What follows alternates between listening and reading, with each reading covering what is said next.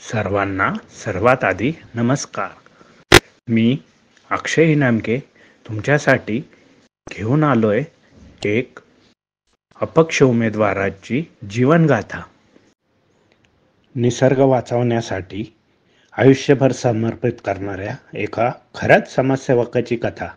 कोपरगाव तालुक्यातील सवत्सर गावातील सुपुत्र श्री संजय बबुताई भास्करराव काळे यांची ही कथा. आपण पाहत आहात श्री संजय काळे यांचे हे घर कोपरगाव येथील संजीवनी ब्लड बँक समोर स्वामी विवेकानंद नगर येथे आहे. कोणत्या आमदाराचे असे एवढे छोटे घर असेल? चला तर मग घेऊया आपल्या उमेदवाराच्या घराचा फेरफटका. हे घर आहे फक्त 550 स्क्वेअर फीटचे. या घरात आहे हॉल, किचन आणि एक बेडरूम. प्लॉट आहे 750 स्क्वेअर फीटचा. या उमेदवाराला तुम्ही निवडून दिले तरीही हे 3 खोल्यांचे घर काय 30 खोल्यांचे होणार नाही, हे लक्षात घ्या. कारण ज्या माणसाने ॲलेम्बिक सारख्या मल्टीनॅशनल कंपनीत एक MR म्हणून नोकरी केली, 35 वर्ष नोकरी करून तो एवढे पैसे कमवले, तेवढे सर्व देशसेवेसाठी खर्च केले. असा माणूस आमदार झाल्यावर आपल्या पगारातूनही देशसेवाच करणार. इतर पारंपरिक आमदारांसारखा शेतीतून याला कोट्यावधीचे उत्पन्न मिळवायचा प्रश्नच राहत नाही. आपल्या आत्ताच्या आमदारांनी 40 एकर शेतीतून दरवर्षी कोटी रुपये कमावले. तुम्हाला माहीत आहे का? त्याचं कागदावरील उत्पन्न म्हणजेच प्रॉपर्टी 6 कोटीची 11 कोटी झाली 5 वर्षात. चला तर मग आता या खऱ्या समाजसेवकाने केलेल्या कामांचा खराखुरा आढावा पुढील व्हिडिओत आपण पाहू. पुढे सुरुवातीला त्यांनी त्यांच्या शेतीत लावलेल्या जंगलाचा व्हिडिओ आहे. हा व्हिडिओ पाहून त्यात ओरडणाऱ्या चिमण्या, विविध पक्षी, विविध प्राणी यांचा आवाज मनाला किती शांत करतो हे पाहूया. निवडणुकीच्या दिवशी तुमचे मतदानाचा अधिकार वापरा. 12 क्रमांकाचं बटन दाबा आणि कचरा कुंडीला मतदान करा. तुमच्या मताचा एक ठसा कोपरगावच्या उज्ज्वल भविष्याची हमी. यंदाच्या विधानसभा निवडणुकीत 12 क्रमांकावर तुमचे उमेदवार श्री संजय काळे उभे आहेत. कोपरगावसाठी नवीन युग आणण्यासाठी सुशासन, स्वच्छता, पर्यावरण संवर्धनाचा वचन घेऊन संजय काळे तुमच्या समोर उभे आहेत. आणि तुमच्या या सामान्य उमेदवारांना शेतीतून उत्पन्न घेण्याचा प्रश्नच राहणार नाही. कारण आपण पुढे पाहणार आहे. याने या शेतीत, आपल्या शेतीत 5 एकरात पूर्णपणे जंगल लावले आहे. या जंगलाची नोंद 7 बाऱ्यावर केली आहे. त्यांनी जवळपास 350 झाडे लावली आहे व इतर छोटी मोठी झाडे आहेत. असे त्यातून 1 रुपयाही उत्पन्न मिळणार नाही असेच झाडे यांनी लावली आहे.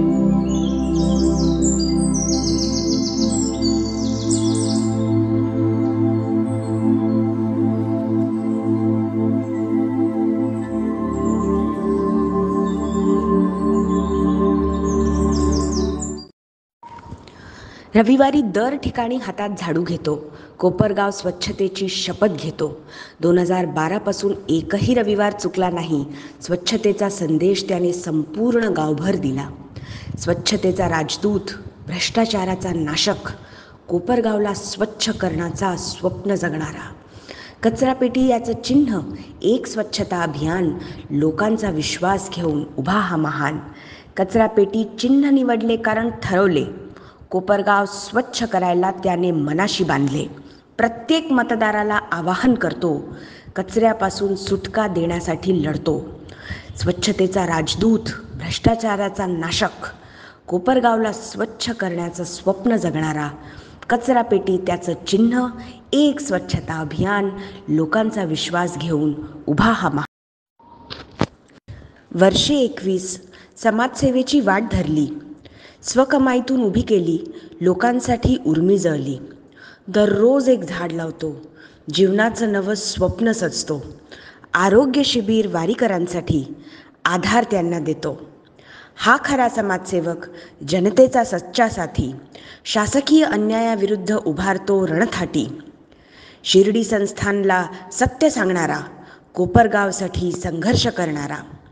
तुटपुंजी पेन्शन फक्त 3,000, तरी जनसेवेत मनापासून तयार. RTIचा आवाज त्याचा, भ्रष्टाचाराला सदा उघडणारा. पाणी लढ्यात त्याचा आवाज बुलंद, कोपरगावच्या शेतकऱ्यांसाठी हा हरदम तणावग्रस्त. समन्यायी नियम फसतो, पाण्याची पेरणी कोरडी राहते. औद्योगिक पाण्याला मिळते मर्जी, कृषी हरवतं परत वाट बघते.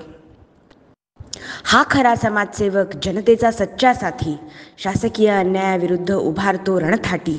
शिर्डी संस्थानला सत्य सांगणारा, कोपरगावसाठी संघर्ष करणारा. कोपरगाव ते मुंबई चालला वाटेवर अकेला, संविधानाचं ज्ञान प्रत्येकाला मिळवायला. शाळांमध्ये संविधान शिकवू लागला, शिक्षणात समाज सुधारणा आणू लागला. हा खरा समाजसेवक, जनतेचा सच्चा साथी, शासकीय अन्यायाविरुद्ध उभारतो रणथाटी. शिर्डी संस्थानला सत्य सांगणारा, कोपरगावसाठी संघर्ष करणारा. 2012 पासून स्वच्छता मोहीम चालवतो, प्रत्येक रविवारी रस्ते झाडतो.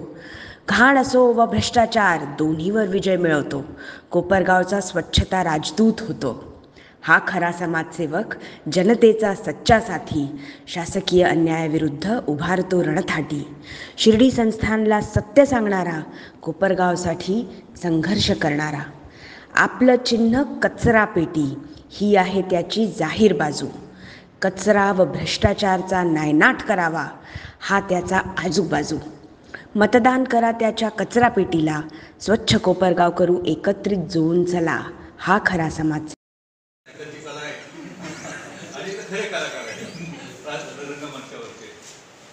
आणि हा जो उपक्रम काढला वसुंधराचा, की प्रत्येक वृक्षाला एक वृक्ष द्यायचं. 2011 साली माझी आई जेव्हा वारली आणि त्या दशक्रियाच्या दिवशी मी ग्रामीण रुग्णालयासमोर पहिलं वृक्ष लावलं. एक 1.5 फुटाचं वटवृक्ष मी लावलं. आज ते जवळजवळ 25 फुटाचं वृक्ष आहे. कोपरगाव शहरामध्ये मी जवळजवळ 75 ते 100 वटवृक्ष लावले. त्यापैकी 50 वटवृक्ष आज जिवंत आहेत आणि गवताने उभे आहेत.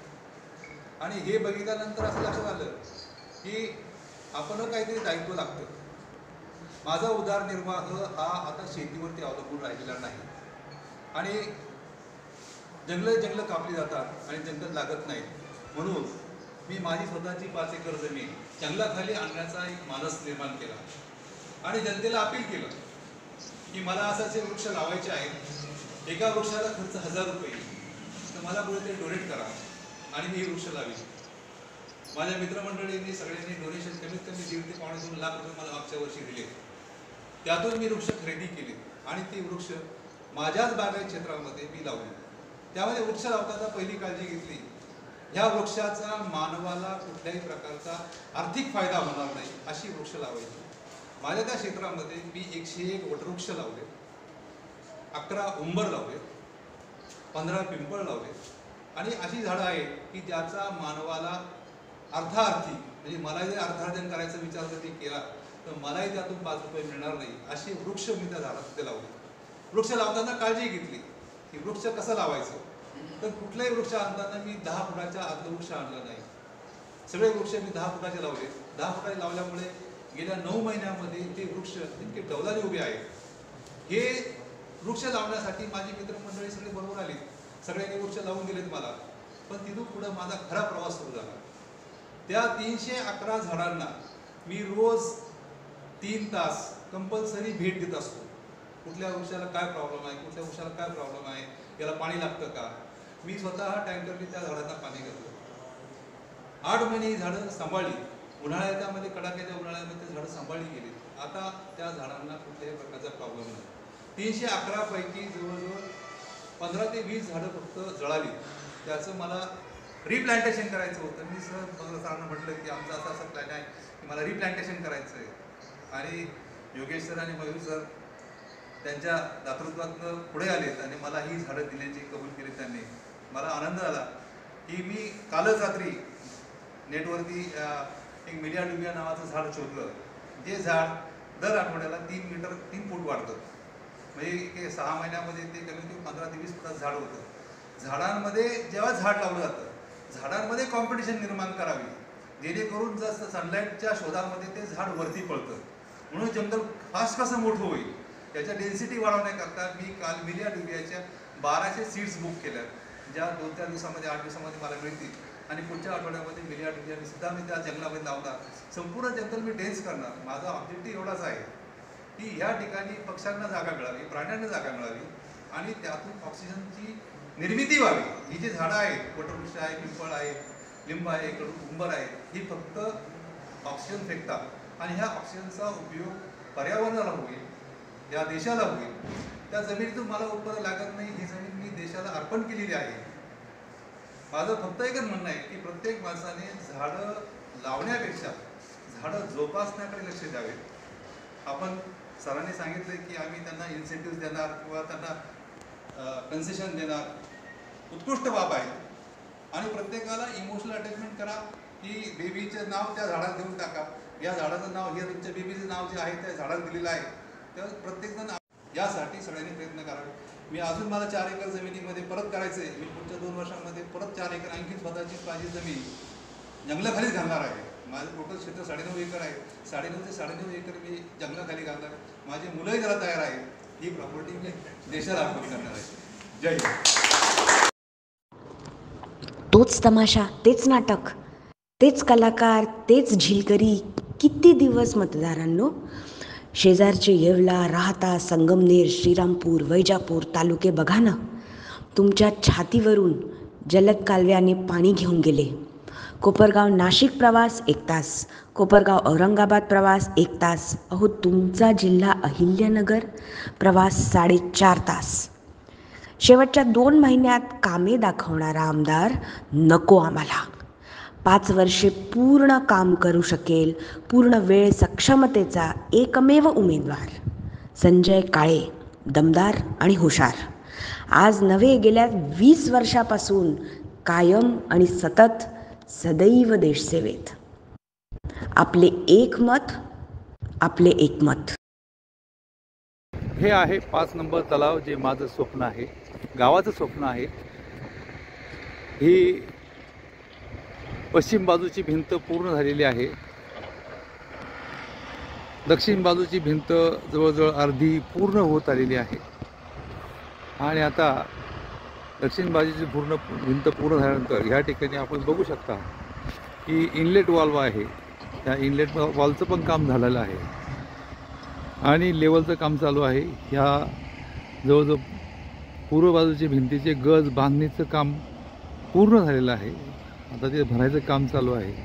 असं काम फास्ट होण्याचे चान्सेस आहेत. अधिकाऱ्यांना विचारलं असता त्याने सांगितलं की साधारण मेच्या अखेरपर्यंत 5 नंबर तलावाचं काम पूर्ण होईल. आपण पूर्व बाजूला, पश्चिम बाजूला बघू शकता, तिकडनं भर घालण्याचं पण काम चालू आहे. डंपर खाली होतो आहे आणि खाली लेवल करायचं पण काम चालू आहे. अशा पद्धतीने अजून थोडा जर वेग दिला तर काम हे उत्कृष्ट पद्धतीने चांगलं होऊ शकतं. आज मी संजय भास्करराव काळे इथं आलो आणि गावाचं आणि माझं स्वप्न पूर्ण होताना दिसताना खूप आनंद होत आहे. 2 दशके सेवा स्वतःच्या पैशातून केली. न्यायासाठी हा लढला कधीही थांबला नाही. शेतकऱ्यांच्या पाण्यासाठी लढाई उभी केली. वर्षात कमी पाऊस, पण त्याने आशा दिली. कोपरगावचा नायक, समाजसेवेचा दिवा, प्रत्येकाला न्याय देण्यासाठी सज्ज उभा. स्वतःच्या श्रमातून बांधले प्रेमाचे पूल, लोकांच्या हक्कासाठी लढणारा हा मूल. शिर्डी संस्थानला सत्य दाखवणारा, RTIने भ्रष्टाचार उघड करणारा, औद्योगिक पाण्याची मर्जी झिडकारून कोपरगावच्या शेतकऱ्यांसाठी त्याने हात उचलला रणात. कोपरगावचा नायक, समाजसेवेचा दिवा, प्रत्येकाला न्याय देण्यासाठी सज्ज उभा. स्वतःच्या श्रमातून बांधले प्रेमाचे पूल, लोकांच्या हक्कासाठी लढणारा हा मूल. आज संपूर्ण महाराष्ट्रामध्ये भरमसाठ पाऊस पडलेला आहे. ऑक्टोबर 15च्या आतच जवळजवळ महाराष्ट्रातील संपूर्ण धरणं भरलेली आहेत. या अनुषंगाने मला सांगावंसं वाटतं की महाराष्ट्रामध्ये सर्व धरणांची कालवा सल्लागार समितीच्या बैठकी या लवकरात लवकर आयोजित झाल्या पाहिजे. कालवा सल्लागार समिती बैठका या मागील 5 वर्षांमध्ये मंत्रालयामध्ये घेतल्या जातात. मंत्रालयामध्ये बैठका घेतल्यानंतर त्या बैठकांमध्ये कुठलाही शेतकरी हजर राहू शकत नाही आणि त्याची व्यथा तो मांडू शकत नाही. गेल्या 5 वर्षांमध्ये कालवा सल्लागार समित्या या मंत्रालयात होतात आणि अधिकारी त्यांना मन मानेल तेव्हा आवर्तने सोडतात. पिकांना कोणत्या वेळेला पाणी पाहिजे, पिकं कोणत्या वेळी पेरणी केली पाहिजे या संदर्भातील माहिती जलसंपदाच्या अधिकाऱ्यांना नाही, याचा खेद वाटतो.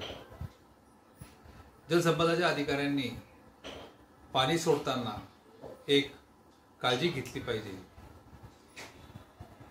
की त्यांनी जसं पूर्वी करत होते की ऑक्टोबर 15ला कालवा सल्लागार समिती व्हायच्या.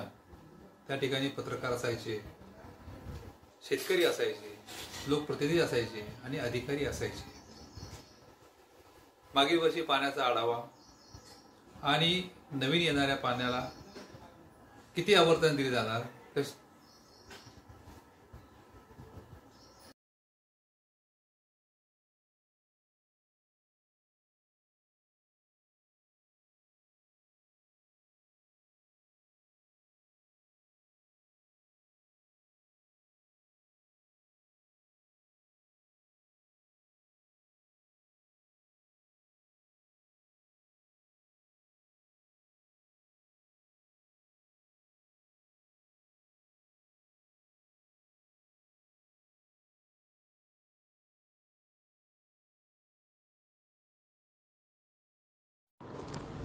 तोच तमाशा, तेच नाटक, तेच कलाकार, तेच झिलकरी.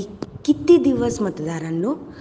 शेजारचे येवला, राहता, संगमनेर, श्रीरामपूर, वैजापूर तालुके बघा ना, तुमच्या छातीवरून जलद कालव्याने पाणी घेऊन गेले. कोपरगाव नाशिक प्रवास 1 तास, कोपरगाव औरंगाबाद प्रवास 1 तास. अहो, तुमचा जिल्हा अहिल्यानगर प्रवास 4.5 तास. शेवटच्या 2 महिन्यात कामे दाखवणारा आमदार नको आम्हाला. 5 वर्षे पूर्ण काम करू शकेल, पूर्ण वेळ सक्षमतेचा एकमेव उमेदवार संजय काळे, दमदार आणि हुशार. आज नव्हे, गेल्या 20 वर्षापासून कायम आणि सतत सदैव देशसेवेत. आपले एक मत, आपले एकमत.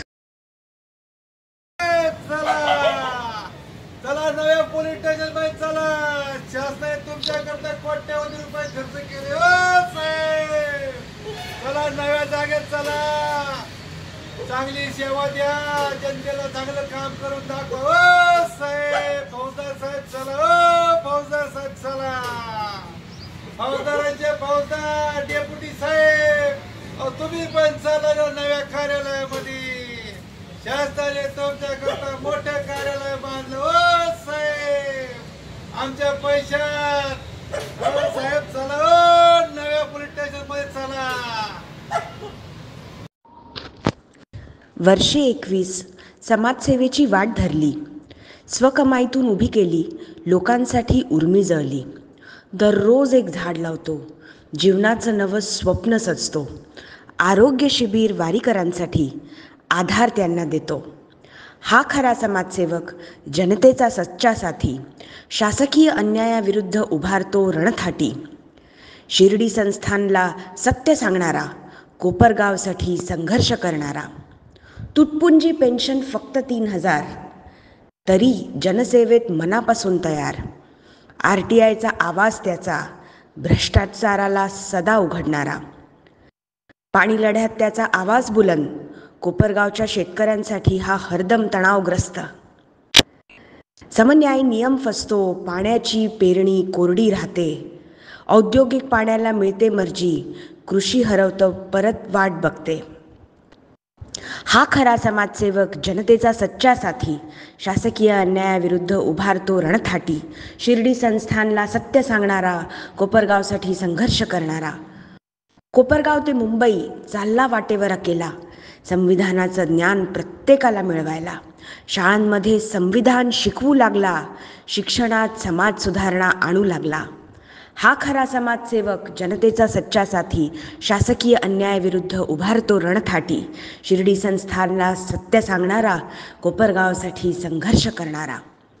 2012 पासून स्वच्छता मोहीम चालवतो, प्रत्येक रविवारी रस्ते झाडतो, घाण असो व भ्रष्टाचार दोन्हीवर विजय मिळवतो, कोपरगावचा स्वच्छता राजदूत होतो. हा खरा समाजसेवक, जनतेचा सच्चा साथी, शासकीय अन्यायाविरुद्ध उभारतो रणथाटी, शिर्डी संस्थानला सत्य सांगणारा, कोपरगावसाठी संघर्ष करणारा. आपलं चिन्ह कचरा पेटी ही आहे त्याची जाहीर बाजू. कचरा व भ्रष्टाचारचा नायनाट करावा हा त्याचा आजूबाजू. मतदान करा त्याच्या कचरा पेटीला, स्वच्छ कोपरगाव करू एकत्रित जुळून चला. हा खरा समाजसेवक, जनतेचा सच्चा साथी, कचरा पेटीतून स्वच्छता आणणारा, कोपरगावसाठी लढणारा.